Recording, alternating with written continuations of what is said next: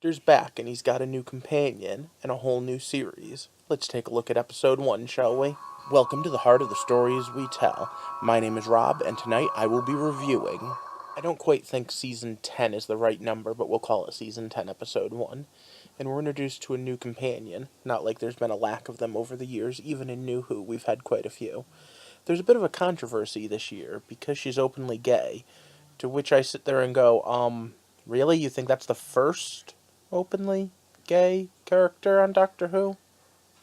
Just, saying. The series itself goes back from before I was born, and like any good story that's been told long enough, there's contradictions and all sorts of weird continuity errors. This time we're coming right off the Christmas episode, and Capaldi has only been the Doctor for a short period of time. I reviewed and enjoyed the Christmas episode, so I'm looking forward to tonight's episode as well. This episode totally encapsulates exactly what is the best of Doctor Who, which isn't to always say that it's always the best. I have my problems too. This season seems to have its own code name, A Time for Heroes, and I'm looking forward to that.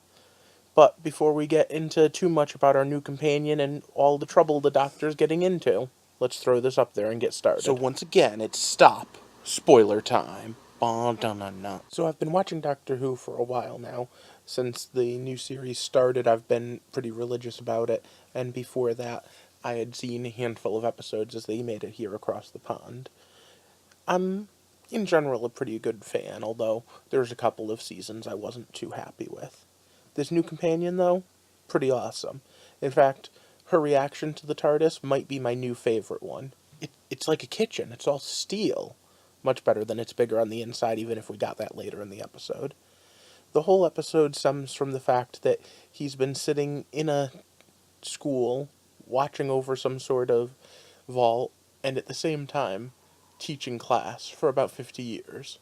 We get some good throwbacks, but for the most part of the beginning of the episode, it's just Professor the Doctor. And it's pretty cool. They say that at one point, instead of giving a lesson on quantum mechanics, he gave a lesson on poetry, and he says it's basically the same thing. And when you think about it, it is. It's ways of trying to understand the crazy, messed up world we're in. One through your heart and one through your head. I'll leave you to decide which. Now, of course, we still have the big action adventure set pieces, and I will say that the best Doctor Who episodes follow this basic formula. It starts off as a horror film, and then slowly, as you get to the point where the Doctor actually kicks up the action, it becomes an action. And of course, the best Doctor Who episodes don't end with someone having to be killed or some sort of firefight. No, they end with a conversation, as things start to be resolved through intelligence and understanding. Although I will say, understanding something that can take on a Dalek one-on-one and walk away perfectly fine is scary. Those Dalek are just scary. I do wonder if that monster of the week is the evil TARDIS from the Lodger episode, though. It was looking for a pilot, someone that wanted to get away too, so it kind of had that in common. And what else could travel through time and space like it did? It also had that little romantic feel. I liked the whole, she promised that she would wait until I left, or wait till I got there. So it's coming after me because it's waiting for me, not because it wants to do me harm, but it wants to invite me to travel. And if you think about it, that's a great analogy for the Doctor and his TARDIS. Do you want to come travel with me? Oh yeah, might be a little dangerous. Oh yeah, I've probably gotten more people killed than any kid show deserves to count. However, there's one last trick, something that kind of bugged me about the end.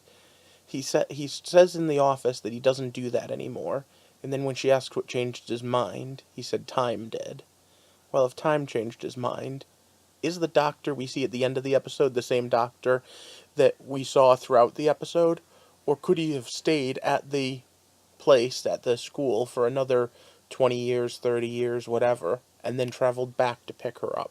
And what is in that vault? Now, I will say one of the things that I love about watching British things is how things change. The word snogging just does not appear in what I would consider a normal dialect. But what do you guys think of tonight's episode?